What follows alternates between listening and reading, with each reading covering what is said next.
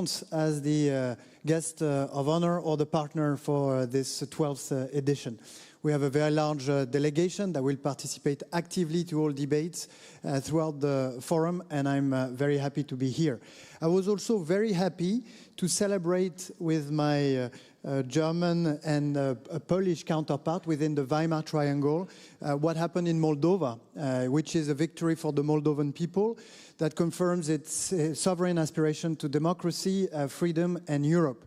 And it is not random that our three leaders actually went together in Moldova to support the Moldovan people and the efforts of the government to push back against massive Russian interferences into the electoral process. And so it was important that we would meet this morning to celebrate, along with Andrii Sybiha, this very important political victory. And I think that even though these discussions were held behind closed doors, they reflected something that is changing in the spirit of Europeans, which is that Russia, everyone sees it, everyone realizes it, is now failing. Failing militarily, failing economically, failing politically. It's been 3 years now since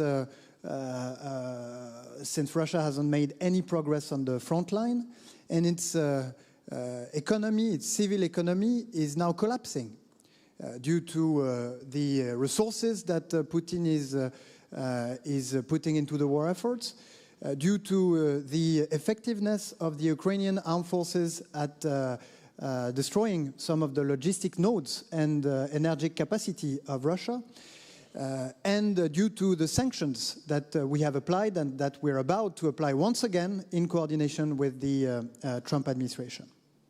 Now to your question very briefly. How did we react to what happened in Poland? Poland is a country very dear to our heart, and 6 months ago we've signed a major treaty, le Traité de Nancy, that includes a defense cooperation clause that was approved by the Polish parliament a few days ago, and that we are going to implement with a lot of firmness and determination. And so when we saw these incursions and this air battle in Polish airspace, our first response was to mark our disposition to contribute in the strengthening of the protection of the eastern flank. And President Macron decided to send 3 Rafale planes with a mission, very clear mission: detection and eventual destruction of any future drone entering the Polish airspace. Thank you very much. And Berlin, what was their reaction? But most importantly, do you feel you're next? Can I, first of all, thank you very much, also associate myself with what Jean-Noël said, and thank Radek very much for bringing us together today here. And I think as the Weimar Triangle was founded in 1991, it's up to us now to open a new chapter for our format, to make clear that it is not only to bring us three together, but to show the world, and especially, of course, Ukraine, and on the other side, Moscow, that we stand together, that we stick together, that not only that nobody in Europe, whether they are in the east or in the middle or in the west, is only watching from the sidelines, but truly engaged alongside with Ukraine, and that Ukraine can always rely on our support, how long that fight may take. So that is, I think, a new task for the Weimar Triangle. And that's a new foundation for the Weimar Triangle, and the three of us are absolutely willing to really fulfill what has to be done. Secondly, I would like to say, Jean-Noël is absolutely correct. Russia is failing. Russia is making one mistake after the other one. And the incursion into the airspace, that was more seen in our public than what we saw beneath the surface in the Baltic Sea. I'm also living to the Baltic Sea and on the coast of the Baltic Sea, and we, as the Baltics, we are fully aware what happened on sea and beneath the surface. Russia was there already active in the last months or years, I would say, and they destroyed connectors, cables. They have the shadow fleet actively running through the Baltic Sea. But now, everybody recognized in Germany, and also our far-right party, AfD, that something happened and that sovereignty was touched. And that had the absolute opposite effect of what Moscow had intended to, but brought us together, brought us behind our allies in Estonia, in Poland, and in Romania, and we should really use that now in this very moment. And thirdly, I would say, of course, we have to speed up with our efforts to be able to encounter these incursions, be they in the air, be they beneath the surface in the Baltic Sea or eachwhere. We have really to do more. We had a very good meeting in The Hague in this early summer with the whole alliance sticking closely together to Article 5 and to the 5% goal. So we are ready to invest, and if we step up, we will have every chance to defend our alliance, to defend freedom, be it in NATO or be it in Ukraine. So we are at a very decisive moment, but we are also in a moment which has a lot of chances for us if we stick together as we do now. Thank you. I feel from the early morning that actually the mood is much more optimistic than the last 2 or 3 Warsaw securities were. But then, Andrii, you're hearing, Minister Sybiha, you're hearing, Russia is losing. But then I look into the eyes of my friends, Ukrainian friends who are there, and I see in their eyes, but at what cost is it losing? And it is losing at the cost of Ukrainian lives. I mean, how long can this last? Russia is going to lose this war, but it is at the Ukrainian cost. What would you say to us here? How to stop this bloodshed? Pani profesor, dziękuję bardzo za zaproszenie. Thank you, Madam Professor, for inviting. Everybody, for me, it's a true pleasure to attend today's event. It was really important to attend the meeting in the format Weimar Triangle. Responding to your question, Ukrainian resilience is not the reason for endless war. We want to end this war this year. And after the meeting in New York between President Zelensky and President Trump, we are really in momentum. I would be very cautious. So we got additional diplomatic dynamic for our peace efforts in a proper dimension or direction. That's important. We should forget about wishful thinking. We should forget about all illusions. We should admit that Russia is in war with us, with transatlantic community. Yes, formally, NATO, Europe is not in war with Russia, but Russia is in hybrid war already with transatlantic community, as I mentioned. So we need appropriate actions to take actions now. And I always repeat this, that recipe is very simple. Engagement and leadership of the USA to raise the price for further aggression for Russians, personally for Putin. This continuation of further aggression must become dangerous personally for Putin. And here we have really effective instruments, sanctions. Sanctions, transatlantic sanctions, not enough only European sanctions. They should be synchronized with American sanctions. We could call them tariffs, restricted measures, it doesn't matter. But we need such decisive steps, and I totally agree with everything what has been said by previous speakers. And you are right, Johann, that we are in a decisive moment. That's true. So sanctions, the only way to pressure Putin to negotiate. In response of the proposal of the President Trump to conduct negotiations at the level of leaders, Putin proposed us to come to Moscow.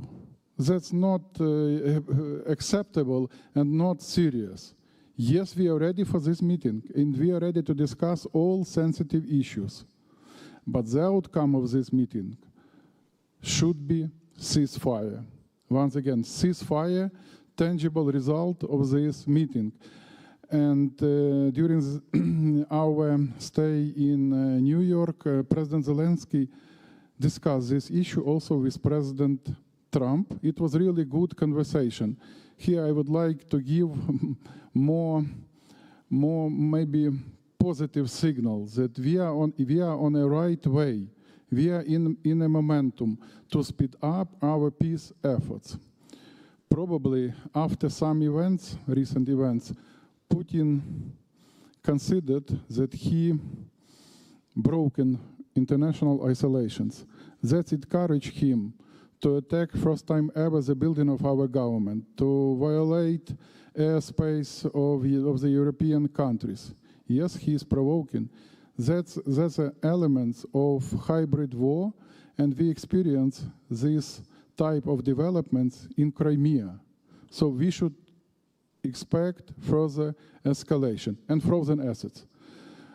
One of the most effective tools to force Russia to negotiate frozen assets, and here probably we should expect progress. And we do really count that by decisive steps to use for Ukraine now to buy weaponry in America, in Europe, for Ukrainians, it could be an effective instrument and a strong response on Russia escalation. And third point, very important point of this recipe, to strengthen Ukraine and deterrence package for Ukraine.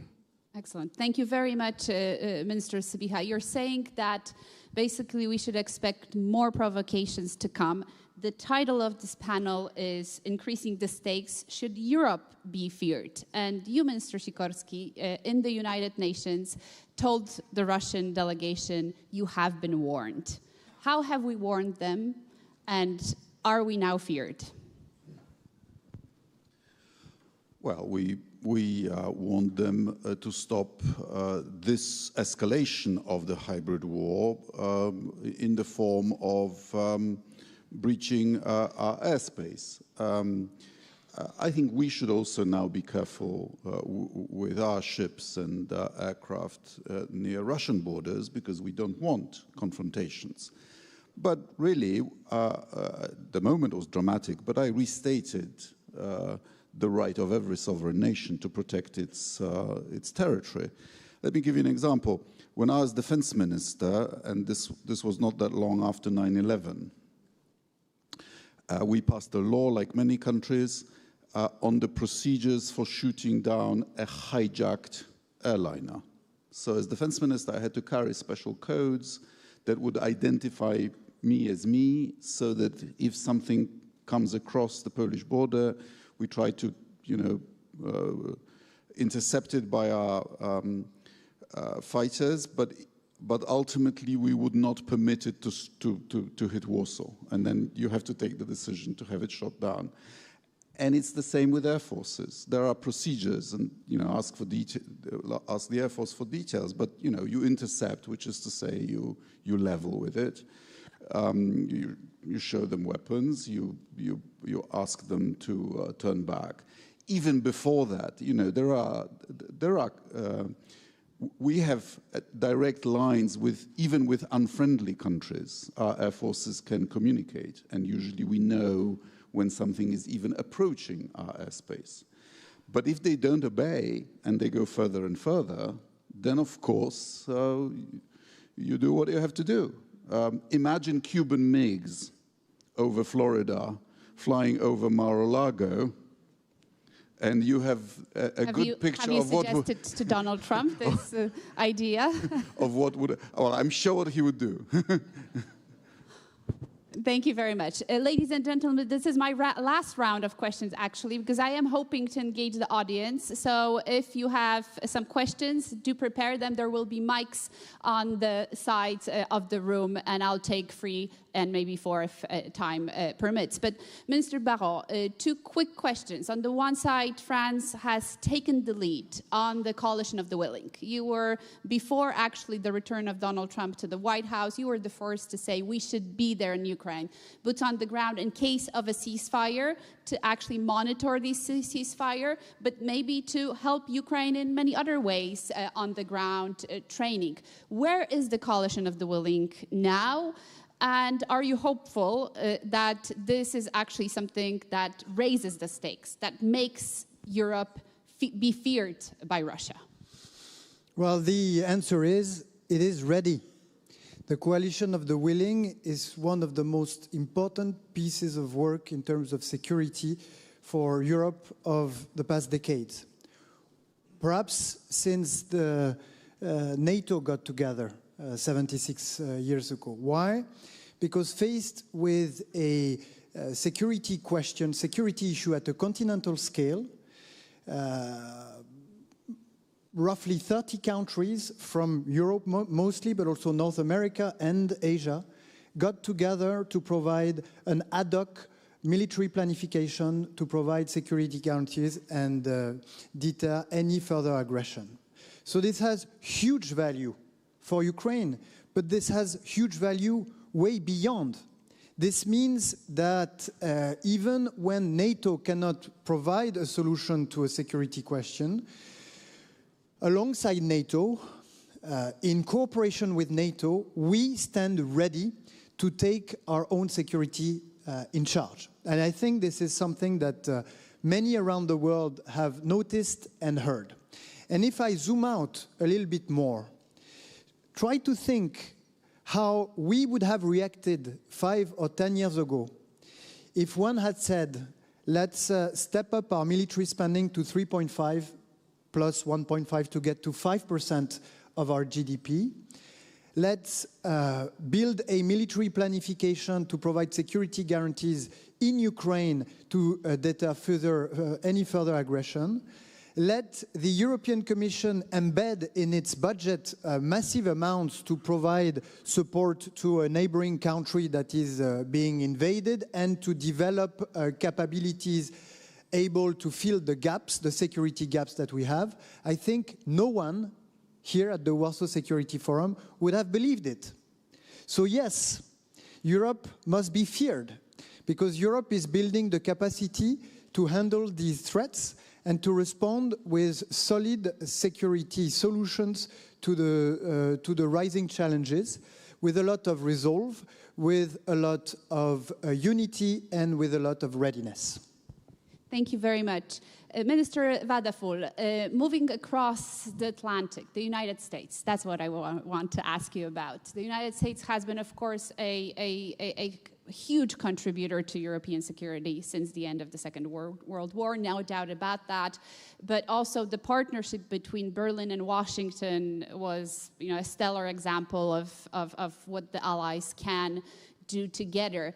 But now we have a president, and actually it's not only a president, the United States has changed. It is changing. And whether we like it or not, Americans no longer want to be responsible for security of the entire world. They don't want to be responsible for the security of Europe. How do you assess the future of the transatlantic bond as we move forward, and do you think we'll be able to preserve that unity that has been, a given for too long? And once even a Chinese delegation told me, we support the Russians because we don't believe the Europeans will ever leave the Americans. Do you agree? I would just give a quick answer to the question, does Europe has to fear anything? We have to be aware what can endanger us. Of course, we cannot allow us to be naive. But if we look to the past and take a little bit of broader view, like Jean-Noël just did, look 15 years ago where we were, where Ukraine was. We can only feel encouraged what happened in that time. There was a time when Ukrainians considered or did not really know where they were. Do they belong to Russia, part of them, especially in the eastern part of Ukraine, or are they, should they head for Europe? And now it's absolutely clear. We saw an example of nation building we have seldom seen on the world, and a nation which is absolutely committed to freedom, to peace, to stability, and to Europe. And this should only encourage us to do everything for and with Ukraine together. So there's no reason for uncertainty within Europe. And with regard to the transatlantic relationship, let me remind you that nobody from the United States put in doubt that they feel and they are responsible for Europe's security. The nuclear umbrella is without any doubt. And let us please not raise questions which are not made by the Americans. So, of course, we have to be more responsible for our security than before. And it's, of course, more than rightly that not only Mr. Trump, but also presidents before them have asked us to do more. And we have promised it to do it since Wales, and not accomplished that. But now I think there is a change in Europe. We are ready to do more. We are willing to spend 5%, 3.5 directly in the defense sector and 1.5 for infrastructure. So that is a very good compromise. And we received, on the other hand, really a clear message from Washington. And what we saw also in discussions with the new SACEUR, we saw persons from the United States which are absolutely clearly committed to our alliance and to the security here in Europe. So if we do our part, there's no reason to have doubts, but every reason to work closely together. Again, optimistic. So finally, Minister Sybiha, before we yield the floor to our audience, I think the Ukrainians know the Russians best at this point in time, and interestingly, they don't fear Russians. What would you tell us here, the audience? How should we be dealing with Russians in a way that would undermine the whole Putin regime? You are targeting the refineries, you are weakening the Russian economy, but what about, the Russians, the people, the society? I think we sometimes fear to ask ourselves this question. What do we do with all these people who are convinced that they are on the right side of history when it's obvious that they are not? My point of view is that Russian society is also co-responsible for this aggression. Despite all these atrocities, Russian atrocities, the support, Putin's support, unfortunately increasing, more than 70%. So you asked me how to deal with a Russian threat. Not to be frightened, to be decisive, to demonstrate strong position. And probably Ukraine proved how to be strong in the most difficult times. And by the way, despite the scale of today's challenges, I'm confident that we are, maybe slowly, but we are moving closer to the just, comprehensive, long-lasting peace. We need to forget this perception that Ukraine is a buffer zone. We are the integral part of European security. Ukrainian and European security, they are indivisible. And it is important to build our strategies based on this perception. We are the part of this European security. And from my humble opinion, no country in the world could so effectively combat, for example, Russian drone attacks. Previous night, more than 500 drones. And they are increasing their capacities because they have such a regime. They could very fastly mobilize their resources. So we need also to admit once again that Russia is in war with us. in non-announced war. They are conducting these hybrid attacks on us, on our societies, in different geographies, and they will only increase this and escalate. So strong response. Strong response. Thank you very much, Minister Sybiha. I see we have first questions. Where are the microphones? Yes, so there's a question there. Marcin Burzański, I do see. There's a question here. And Ellen, we'll take 3 questions for now, and if there's time, we'll take more. So please introduce yourself. Thank you very much, Kasia. My name is Marcin Burzański. I'm an advisor with the Warsaw Security Forum and also with the New Alliances Foundation in Brussels. Ministers, I have a question for you. Are you entertaining the scenario that with the escalations that Russia is doing right now, we are seeing the well-known tactic of escalating to de-escalate, so that we might see more and more provocations, maybe incidents, maybe a plane is shot down, and we will get involved in the world on the stage of NATO-Russia conflict, diplomacy with double Trump, the whole show going on to be de-escalating. We're hearing Putin talking about nuclear deals with Trump right now, so that we're going to have all this narrative and all of this happening, taking the world stage instead of focusing on the real issue, which is Ukraine. Are you entertaining that scenario, and how would you confront that risk? Thank you. Thank you very much. We'll take 3 at once. Ellen, if we can ask a second microphone here, Ellen, please. No, in the first row, Senator Conway from France. Thank you very much. I don't have to introduce myself then. Thank you very much, ministers, for the very good work you're doing. I just have one question. We may reassure ourselves to be spending more money in army equipment, and we need it.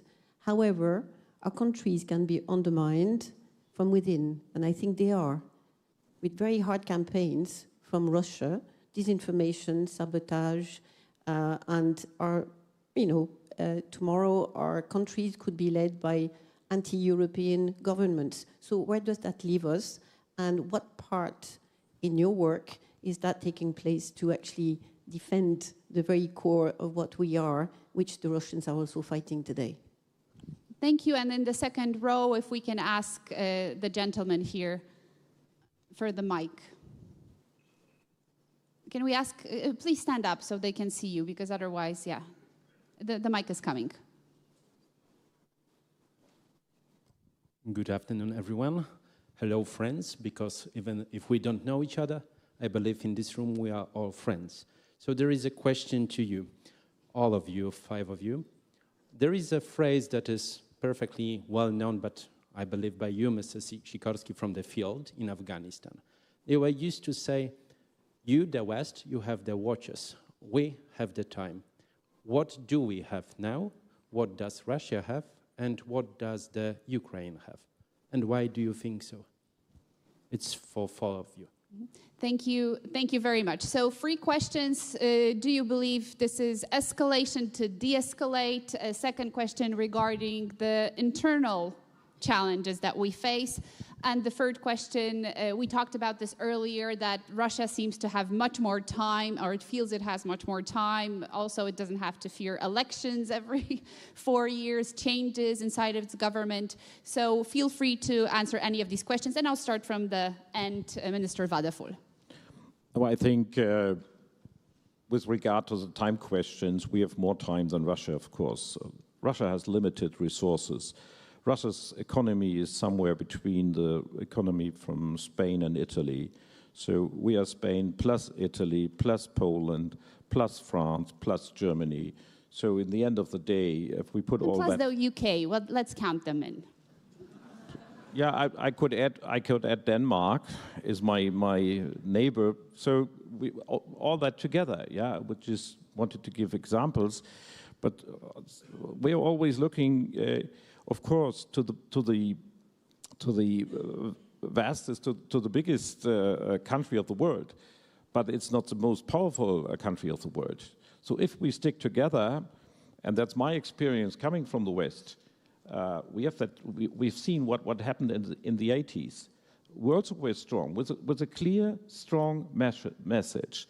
in the end of the day, Russia, formerly the Soviet Union, is not able to win against us because we are economically stronger. And coming to the questions of our societies, of course, we are free societies, and of course they can be hurt by the ways you just mentioned. But in the end of the day, we have the people positively with us. They are thinking, they are understanding what we are doing. They are not only obeying what they are governed from their leaders, but they are giving us their support when they vote for us, and so we are in a way better prepared for the future than the Russian system is. In the question of is it escalating to de-escalate, I'm not so sure whether there is really a strategy behind that. I think more it's in a way that they try to destabilize our societies. The opposite, we just spoke about that, is fortunately happening. We have just to be aware that we are not the frog in that very known picture who recognizes too late that the temperature is too high. So we really have to react now in a sensitive way, not to give, of course, Russia a casus belli, but also always a flexible, clear answer that they cannot make what they want and that we are able to defend ourselves. Thank you very much. Minister Sybiha. What do we have in Ukraine now?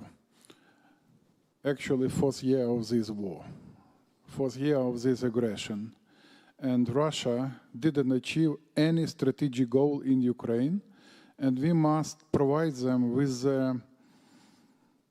confidence or with perception that that Putin will never achieve strategic goals in Ukraine. He will fail.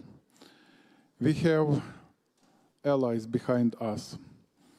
We have unity among our closest allies. And we have strengths behind us. So combining all these elements, we do really have a chance to speed up our peace efforts once again. But we should think not only how to end this war as soon as possible, but how to prevent in future further aggression or further escalation. And here we need to develop strong security infrastructure. Strong security infrastructure, security guarantees. I do not believe in any effective security infrastructure in Europe without American backstop. Here we need the engagement of the US friends, and we welcome their efforts in supporting our peace efforts. If we are talking about security guarantees, it is important to Ukraine, for Ukraine, it is important that they should be legally binding. It's like a factor which will prevent in future possible aggression from Russian side. They should be equivalent to the Article 5. Also, of course, boots on the ground, under the leadership of the USA, Europe, and with the backstop of the USA, boots on the ground. Third point, our EU membership. We consider our fast track to become an EU member as an element of security guarantees, and today we really have a great day in Europe. I mean the results of the elections in Moldova, and I urge our European closest friends to find a proper formula how we could proceed and how we could open in the nearest future clusters for Ukraine. We do really have a chance. We have the strength and unity to overcome Hungarian veto. And the most fundamental thing which we also have in Ukraine, but in future we must strengthen it, Ukrainian army. Ukrainian army, even after the ceasefire, even after the peace, we will need to keep strong army and strong deterrence package. Thank you. Panie Ministrze. The Russian idea of escalate to de-escalate comes from the theory of fighting a nuclear war. You use overwhelming power to stun the elites of the target country to essentially capitulate. And when you look at the various domains, the Russians are not actually capable of doing it. At sea, Ukraine alone, without a navy, defeated Russia in the Black Sea. Grain and Ukrainian exports are reaching international markets through the Bosphorus. In the Baltic, particularly after the accession of Finland and Sweden, it's Russia that has a problem. We have enough anti-ship missiles to sink the entire Baltic Sea Navy. In the air, if the Russians took on NATO, we have an overwhelming advantage. And on the ground, Russia is not capable of launching a combined arms offensive in Ukraine, let alone against all of Europe. They're still fighting in Donbass 10 years after they've started. So actually the only domain in which they could do it is nuclear. But they can't do it not just because of the Americans, but because I believe India and China have read them the riot act. So no, they can't do it. Time, I think, is now playing against Vladimir Putin and for Ukraine, and the sooner they realize, the better for world peace. Thank you. Minister Barrot. I will not speak military strategy after Radek Sikorski, even though I agree with what he said. Just like I agree with what Johann has said, I think that the recent provocations that are unacceptable were trying to, one, hide the failure of Russia on the front line, and two, attempt to discourage European countries from building up support to Ukraine. And I think that this has been super counterproductive because it has generated additional support for Ukraine. On Hélène's question on foreign interferences and the threat from within, it is true. I think that it's not ambiguous anymore that war is not only waged on the battlefield, but also in the spirits. And that's why we need to take this into account. First, our foreign ministry need to equip themselves in order to push back against those interferences. This is what we've started to do at the French Ministry of Foreign Affairs. And we need all the support from the French parliamentarians that are in the room to get the credit, the budget means to be up to scale. Two, we need to discipline social networks. And I think we all agree on this here on the podium. And three, we need to draw the lesson from the Moldovan experience that have successfully pushed back against those interferences. And finally, the question on time. Indeed, just like Radek said, it used to be the case that time was working against Ukraine, but now time is working against Russia. Thank you. And because we're running out of time, we have just 5 minutes left. I wanted to go back to Minister Sikorski because we had a very high-level visit of the Chinese counterpart, the foreign minister of China. And it came in the context, I think more by coincidence than by planning, of the Russian drone attacks and, of course, closing the border with Belarus. Could you tell us a bit more about, the possible role of China in this conflict? What is your reading of it? And also, I think a lot of us would want to know what was the effect of this closure, short-lived, but still closure of Belarusian border as a protest to how Belarus is supporting Russia in its hybrid warfare against Poland.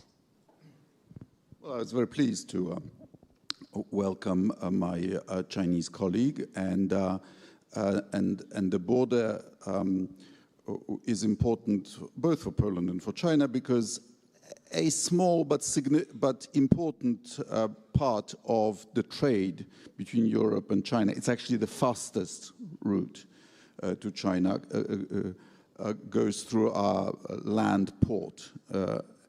And we agreed that if this crossing is to be secure, the border alongside also has to be secure, which is what we require from Belarus. We believe we've made a major contribution to the integrity of the Schengen area by spending €500 million on a big and beautiful fence, which is now 98% effective. And China has been helpful to us in passing on messages about the border. My Chinese colleague told me he strongly supports a ceasefire. But of course, to say it is not enough. We would need to see pressure on Russia for the ceasefire to happen. And I personally believe that China is the only country that could actually force a ceasefire in this war. But will it? Well, that's the question. Remember, in January 2022, before the full-scale invasion, there was a Russian military foray into Kazakhstan to interfere in the internal politics. And I believe Beijing told Russia to get out, or else they will stop trading with Russia, close the border themselves. And Russia did get out. And I think this is a lever that Russia is now so dependent, not China, that this is a very powerful lever that China has. And the question, of course, is whether they would use it. And whether we'll be able to engage or not with China in the future. Ladies and gentlemen, because our time is out, let's give a huge round of applause to our guests.